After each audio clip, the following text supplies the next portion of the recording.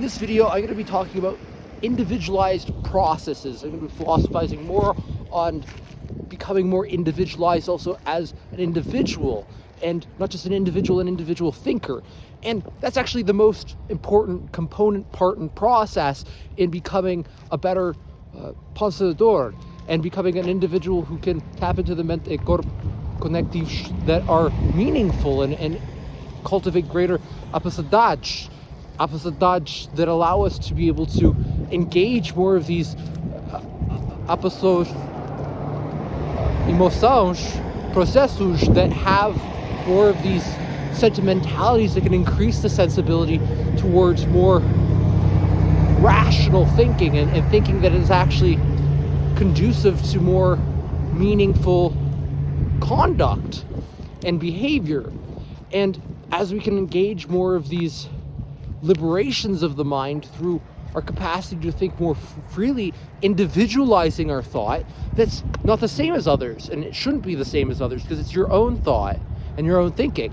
And so if you're telling me something that you thought, and you thought well rather than poorly, it should be something that's going to make me think that, oh, that's different, and I haven't heard that before, because otherwise it's not really free thinking, is it?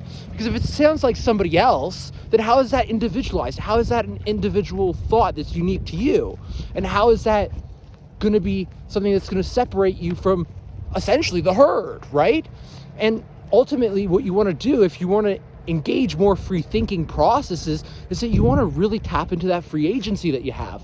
And that is bound to percepção, ação, and behaving, and how our manner of particular direct perception in which we conduct the causations of free livre agência, in which there are these specific mente corpo subjectivo-objectivo relationships in which we can create and cultivate greater meaningfulness, intrínseco, intro mais, to our self-intelligence processes, and our self-intelligence processes that have unique meanings to them and centralities of meaning that are not the same as others. And sometimes they can be highly similar, but often if you individualize, what you'll find is that they tend to be quite different and meaningfully different, and not just arbitrarily and meaninglessly or even absurdly different, but meaningfully different because they mean something to you or I.